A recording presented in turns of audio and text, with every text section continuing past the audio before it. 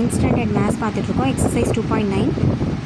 if n is a natural number then root n may be rational or irrational. எது வேணாலும் இருக்கலாம். which of the following is not true? every real number is irrational number. இதுன்னு தப்பு. which one of the following regarding sum of two irrational numbers is true? so maybe rational or irrationalaக இருக்கலாம். ரெண்டு rational numbers irrational நம்பர்ஸை கூட்டும் போது அது ரேஷ்னலாகவும் மாறலாம், irrationalaகவும் கூட இருக்கலாம்.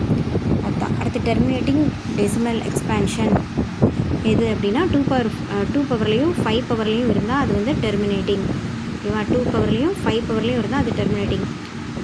எது வந்து irrational நம்பர் அப்படின்றாங்க, ரூட்டில் இருந்து வெளியே எது வரலையோ அதுதான் irrational number. Pi is irrational number.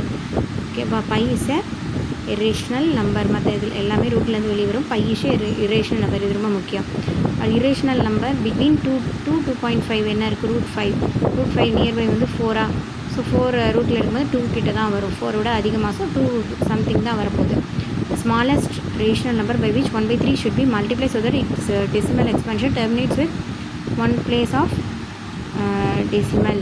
So இது வந்து நம்ம ட்ரை பண்ணி தான் பார்க்கணும். இப்போ 3/13 இருக்குது. டினாமினேட்டர் வந்து 3ஆல் மல்டிப்ளை பண்ணுறப்போ அது வந்து பாயிண்டில் மாறி அது ஒரு டெர்மினேட்டிங்காக மாறுது. ஓகேவா? ஒவ்வொன்றையும் நம்ம ட்ரை பண்ணி பார்த்து எது கரெக்டாக வருது அப்படின்னு பார்த்து போடணும். ஸோ 1/7ன்றது வேல்யூ வந்து இது. ஸோ 5/7ஓட வேல்யூ வந்து என்ன அப்படின்ட்டு கேட்குறாங்க. ஸோ வந்து இதோட அப்படியே 5 வந்து நம்ம மல்டிப்ளை பண்ணுவோம். 35 மிச்சம் 3ன்னு வரும் இல்லையா? ஸோ அப்படியே 5 மல்டிப்ளை பண்ணிட்டோம்னா ஆன்சர் வந்துடும். Find the odd one of the following. எது வந்து ஆட் அவுட்டாக இருக்குது அப்படின்னா ஒவ்வொன்றையும் கேன்சல் பண்ணி பார்க்கணும். ஏதாவது ஒன்று ரூட் இல்லாமல் வரும், இல்லை ஏதாவது டிஃப்ரெண்ட்டாக வரும், அதான் ஆன்சர். இதில் ஆன்சர் வந்து √54/√18. ஓகேவா? 0.34 பார். இங்கே வந்து 0.34க்கு மேலே மட்டும் பார் இருக்குது. ஸோ இது வந்து ஆன்சர் இந்த மாதிரி தனியாக செஞ்சு பார்க்கணும். 0.343434ன்னு வருது. இது 0.3444ன்னு வருது. ஸோ போடும்போது 87 தான் ரிப்பீட்டடாக வந்துட்டுருக்கு. ஸோ 87க்கு மேலே மட்டும் பார் போட்டு இதுதான் ஆன்சர். ஓகேவா? இதில் எது வந்து ஃபால்ஸ் ஸ்டேட்மெண்ட் அப்படின்னு சொல்கிறாங்க. √25லேருந்து வர்றது வந்து +or-5ன்றது ஃபால்ஸ் ஸ்டேட்மெண்ட். அதாவது √25 வந்து 5ஆகவும் இருக்கலாம், -5ஆகவும் இருக்கலாம். இது ரெண்டுமே கிட்டத்தட்ட ஒரே மாதிரி தான் இருக்கும். இது நான் ஆக்சுவலி செக் பண்ணிவிட்டு சொல்கிறேன். ஓகேவா? அடுத்த விஷயம் வந்து followings not a rational number. Rational number இல்லை அப்படின்னா வந்து ஏதோ சம்திங் அதில் ரூட் இருக்குது, அது வந்து ஒரு irrational நம்பர் அப்படின்னு அர்த்தம். ஸோ √13 தான் ஒரு irrational நம்பர். மற்ற எல்லாமே ரூட்டில் வந்து வெளியே வந்துடும். அடுத்த ரூட்ஸ் இதை வந்து சிம்பிளிஃபை பண்ணி கொடுக்க சொல்லியிருக்காங்க. ஸோ 5√3 வரும். இதில் வந்து கேயோட வேல்யூ வந்து கண்டுபிடிக்க சொல்லியிருக்காங்க. ஸோ இது வந்து என்ன பண்ணுவோம், நம்ம √5 வர மாதிரி சிம்பிளிஃபை பண்ணி கொண்டு வந்தோம்னா 4√5 வரும். So 4 is the answer. இது வந்து என்ன பண்ணணும், ரெண்டுமே மல்டிப்ளை பண்ணணும். இருந்தாங்க 8 3 21 √21 போட்டுக்கணும் உள்ள. எந்த ரேஷனல் டினாமினேட்டர் வந்து எதை வச்சு when written with a rational denominator an expression can be simplified as நம்ம இதுக்கு என்ன பண்ணுவோம் அப்படின்னா √2ஆல் தான் மேலேயும் மல்டிப்ளை பண்ணுவோம், கீழே மல்டிப்ளை பண்ணுவோம். ஸோ பண்ணும்போது அந்த ரூட் வேல்யூ வந்து போயிடும். ஓகேவா?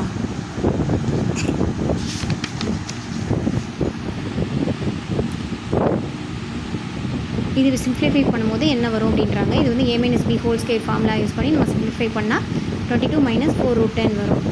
அடுத்து இதை வந்து எந்த மாதிரி மாற்றலாம் அப்படின்னு சொல்கிறாங்க. ஸோ 729 வந்து நம்ம மல்டிபிள்ஸில் 3ஆலையோ மல்டிபிள்ஸால் போட்டு, இல்லை 9 இங்கே 9 இருக்கு இல்லையா?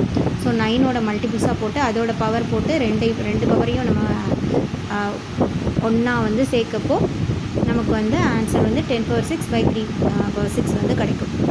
அடுத்து இது வந்து இதிலே நமக்கு தெரிஞ்சிடும் √2/9 ஸோ 2/3 தான் வந்து இதுக்கு வந்து வரும்.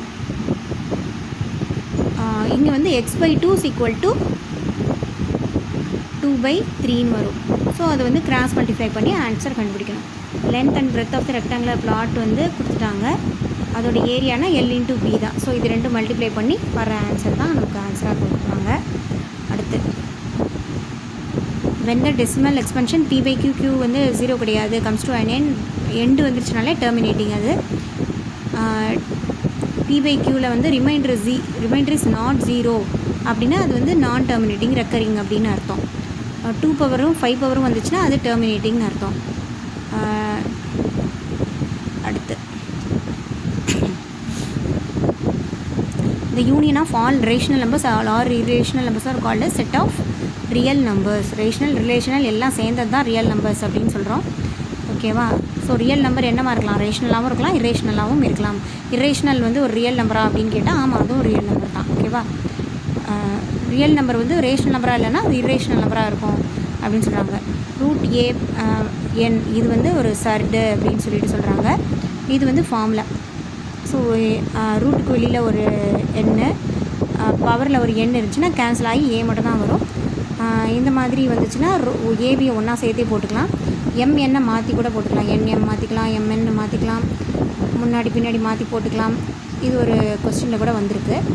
ஸோ அடுத்து அதே மாதிரி ஏ பை பி ரூட் எண்ணை வந்து ஹோல் எண்ணாக போட்டுக்கலாம்.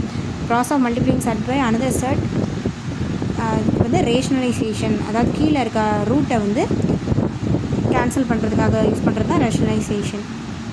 Expressing n is equal to a into 10 power n.